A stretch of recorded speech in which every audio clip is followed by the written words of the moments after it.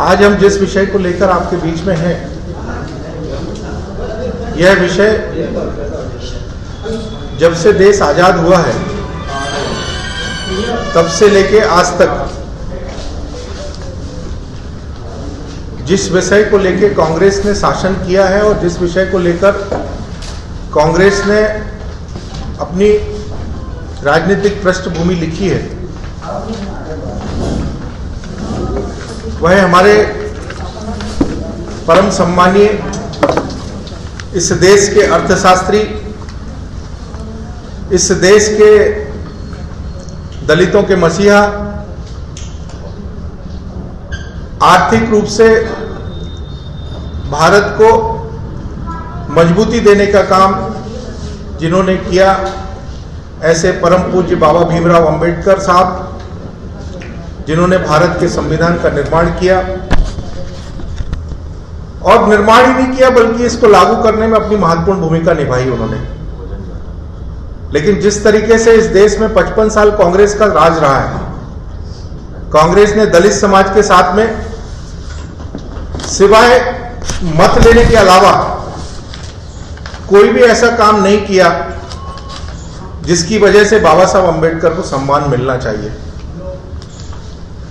समय समय पर उन्होंने जो बाबा साहब का अपमान किया, उसके बारे में मैं कुछ आपको बताना चाहूंगा। बाबा साहब जब संविधान सभा में थे तब नेहरू जी ने उनके द्वारा प्रस्तावित कश्मीर में 370 धारा नहीं लगना चाहिए, ऐसा विषय जब संविधान सभा के समक्ष प्रस्तुत किया तो नेहरू जी ने उसका घोर विरोध किया था, क्योंकि नेहरू जी नहीं चाहते थे कि उनकी जो कश्मीरवादी, जो उनकी ऐशगाह है, उसको भारत में विलीन किया जाए और भारत का संविधान वहां पर लागू हो। जब वहां 370 लगी तो आप सबको जानकर यह दुख होगा कि 2023 में जब माननीय नरेंद्र मोदी जी ने 370 और 35A हटाई, तब वहां पे हमारे देश का संविधान लागू हुआ 75 साल बाद। यही कांग्रेस बोलती है हम संविधान को मानते हैं। तो संविधान को मानते हैं तो संविधान के अधिकारों को कश्मीर में क्यों नहीं लागू किया गया? आज वहां पे लोकतंत्र के हिसाब से जब चुनाव होता है, संविधान के हिसाब से चुनाव होता है, तो 8 प्रत्याशी अनुसूचित जाति के जीत के आते हैं, जो 75 साल में कभी उनको वहां पे आरक्षण नहीं मिला। जिनको अपने काम करने का, परिचय देने का, पात्र होने का,